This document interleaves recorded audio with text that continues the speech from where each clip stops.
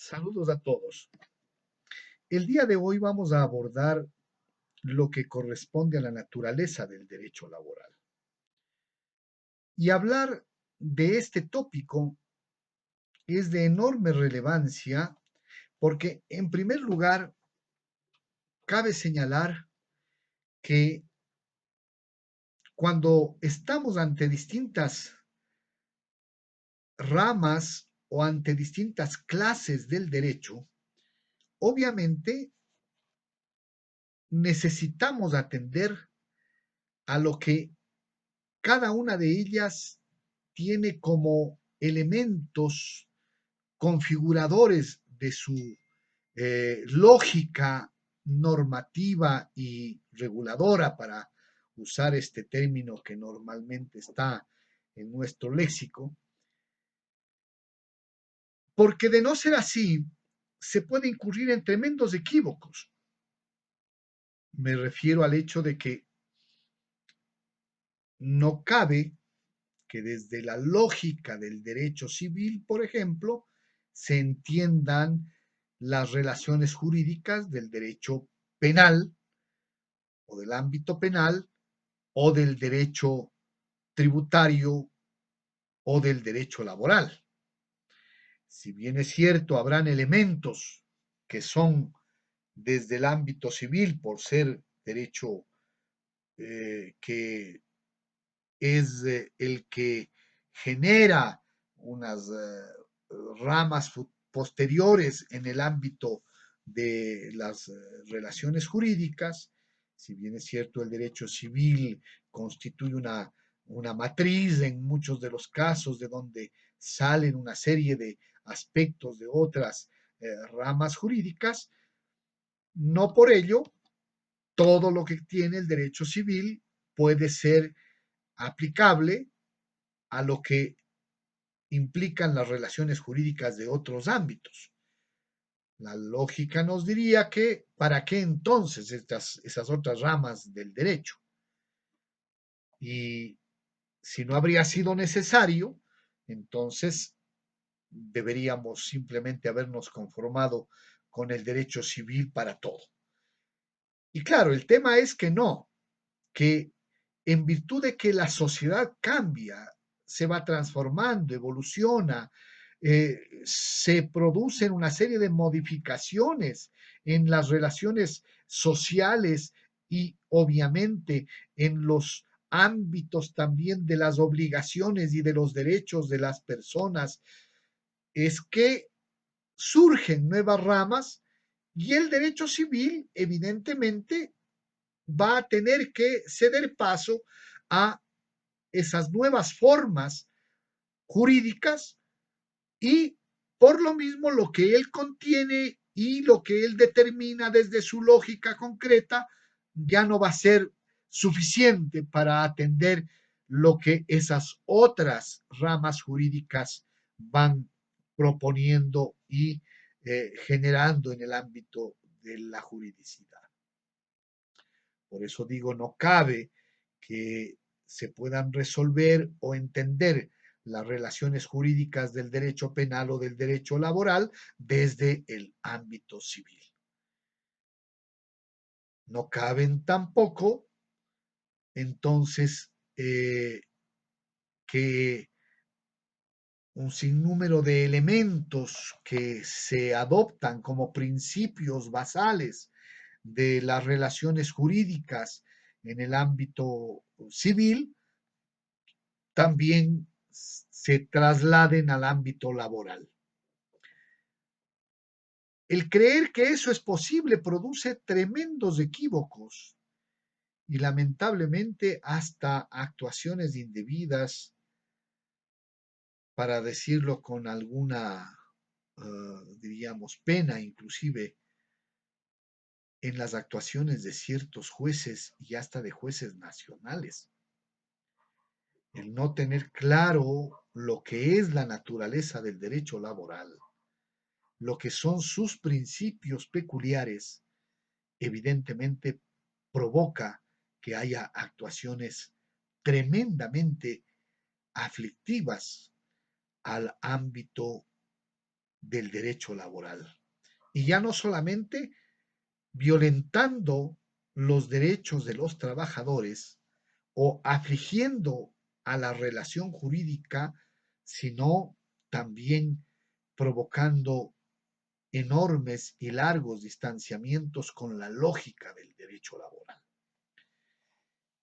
Y entonces, cuando hablamos de abordar la naturaleza del derecho laboral, estamos hablando de saber qué es lo que le hace ser a este derecho algo diferente, con conceptualizaciones, dinámicas, principios propios. Cuando se trata de la naturaleza de las cosas, estamos refiriendo a lo que hace que una cosa sea lo que es decir, a su esencia. Y lo esencial de algo es lo que determina justamente el ser de ese objeto de la realidad y sus diferencias con los demás elementos también de esa misma realidad. Las diferencias que hay entre ciencia y técnica están determinados obviamente por la naturaleza de cada una de estos ámbitos del conocimiento. Mientras la ciencia constituye efectivamente un sistema de conocimientos que está orientado fundamentalmente a entender y explicar las leyes del desarrollo de cierto ámbito de la realidad objetiva, la técnica apenas pretende resolver aspectos prácticos de la aplicación de ese conocimiento a la solución de problemas también que el ser humano tiene que afrontar para resolver sus necesidades. Lo que es una planta y un animal, evidentemente, está definido por lo que son sus características esenciales. Y claro, desde la biología encontramos que hay notables diferencias entre lo que implica el ser vegetal y el ser animal. La constitución de las células de la planta o de un vegetal obviamente tienen diferencias con lo que implica una célula de los seres animales. Ahí tenemos diferencias que están también en los elementos fundamentales de la existencia de cada uno de estos aspectos o seres de la realidad. De modo que cuando hablamos de esa esencia, estamos hablando de cuáles son los caracteres o las características que hacen que ese elemento sea lo que es. Y entonces, cuando hablamos de la naturaleza del derecho laboral, pretendemos justamente encontrar esas características que le diferencian de otros ámbitos o ramas del derecho. Y para aquello, lo primero que tenemos que asumir es que en el pensamiento jurídico, en la ciencia jurídica, a partir de cierto momento, esta ciencia ha reconocido que las relaciones jurídicas no se mueven en los mismos ámbitos siempre, que una cosa son las relaciones intersubjetivas, en donde prima la voluntad de los sujetos, y otra es la realidad en donde el sujeto que cohabita con otros de una determinada sociedad tiene que también relacionarse con ciertos ámbitos del ejercicio de la potestad que ejercen el Estado y la autoridad. Y en ese marco entonces estamos hablando de que una cosa es el derecho privado y otra cosa es el derecho público. El derecho privado, por lo mismo, se dice atañe a ese ámbito de las relaciones jurídicas en donde prima la voluntad de los sujetos. Esa voluntad como expresión de la libertad humana que permite que cada sujeto haga lo que a bien tiene siempre y cuando obviamente no afecte el interés de otros. Esta máxima, diríamos, que no solamente está planteada en el ámbito jurídico, sino que está planteada en el pensamiento filosófico de larga data. Los viejos filósofos, sobre todo del naturalismo, nos aluden justamente a que este es uno de los principios fundamentales que rigen todo ordenamiento jurídico y sobre todo las relaciones intersubjetivas de las personas en la vida social. Se plasma eso en el principio de que el derecho de cada persona termina donde empieza el derecho ajeno. De manera que aquí estamos ante la posibilidad y la necesidad de que el derecho respete esa libertad y frente al hecho de que debe respetar la libertad, lo único que puede hacer es impedir que se produzca la violación al interés y a la libertad de otro. Y hasta ahí llega la posibilidad de la actuación de una norma jurídica. El derecho privado, por eso, tiene como principio fundamental aquel que, regulando la libertad, justamente dice que el derecho privado se ha de poder hacer todo, excepto aquello que la ley prohíbe.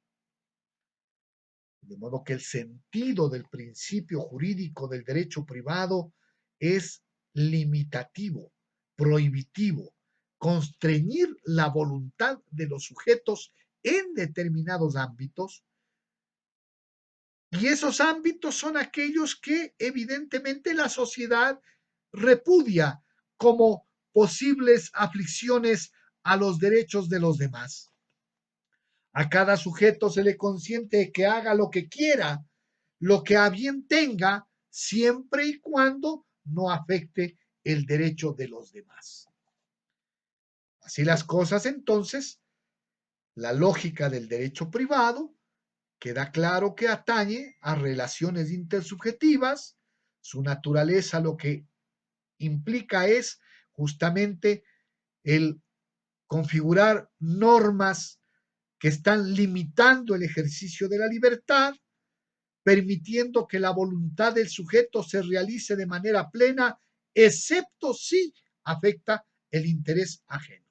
Y por lo mismo entonces se puede hacer todo aquello que la voluntad determine, excepto lo que se prohíbe por ser aflictivo justamente al interés ajeno.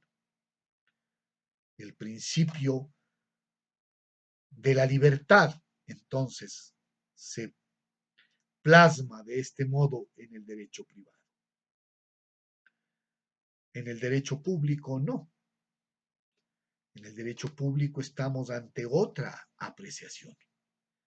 El derecho público implica más bien que los sujetos jurídicos que actúan en el ámbito de la posibilidad del ejercicio de potestades que les dotan de autoridad en la sociedad, son sujetos que no es que usan esas potestades caprichosamente ni se las autoadjudican. Desde las visiones, sobre todo del contractualismo social, se entiende que el Estado nace de un consenso, de un acuerdo, de un contrato social. Y puesto que el Estado sería fundado por ese contrato social que en términos jurídicos vendría a ser la constitución del Estado, digo, puesto que de allí nace el Estado y su poder, en realidad la autoridad no es más que aquello que los fundacionales, los fundadores mejor, han otorgado como potestades a ese órgano que va a poder ejercer poder. No es esa mi apreciación del nacimiento del Estado. Sin embargo, hago alusión a esta concepción para un poco mostrar el fundamento de donde nace el principio jurídico del derecho público.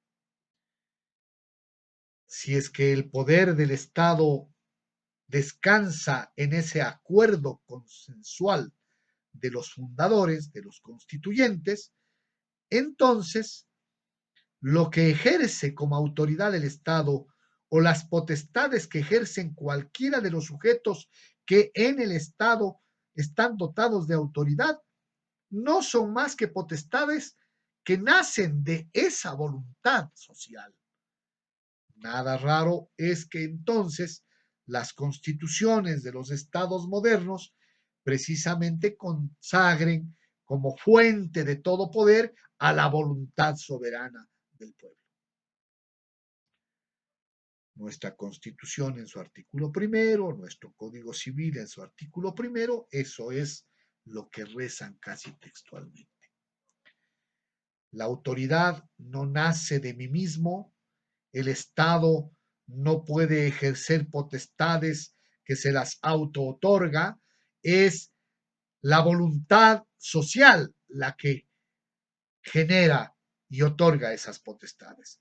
Por lo mismo, lo que ejerce una autoridad no son derechos, sino obligaciones.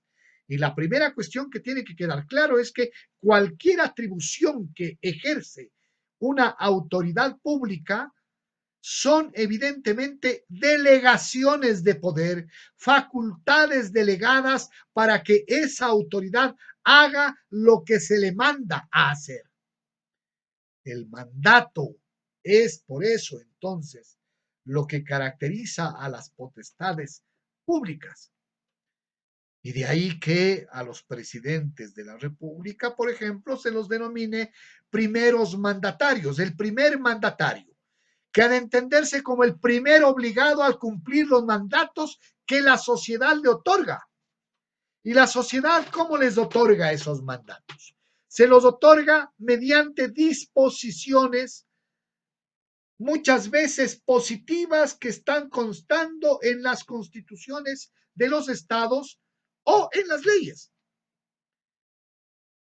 De modo que lo que la autoridad tiene posibilidad de hacer es lo que el pueblo le ha consignado como atribución en la ley o en la norma jurídica.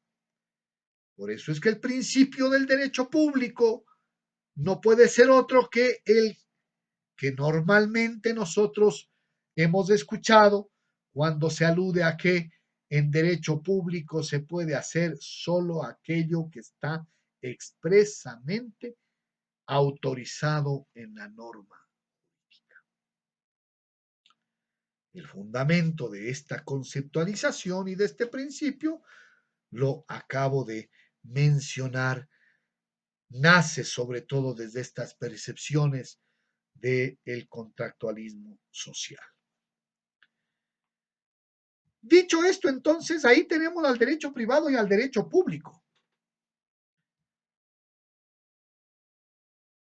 Al desarrollarse el proceso histórico de la humanidad, sobre todo a fines del siglo XIX e inicios del XX, se producen una serie de acontecimientos que provocan el que importantes sectores de la población sean afectados por los fenómenos que, como las guerras, la hambruna, la escasez de producción,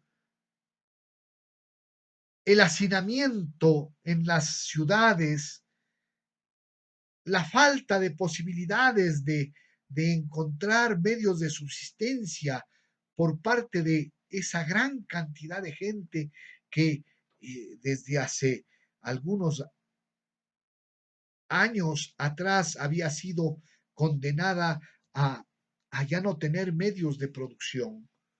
Digo, frente al hecho de que a fines del siglo XIX e inicios del 20 se producen fenómenos aflictivos graves sobre estos sectores sociales, como siempre los más empobrecidos, se plantea el tema de cómo resolver esa situación de ese conglomerado humano o de esos conglomerados humanos.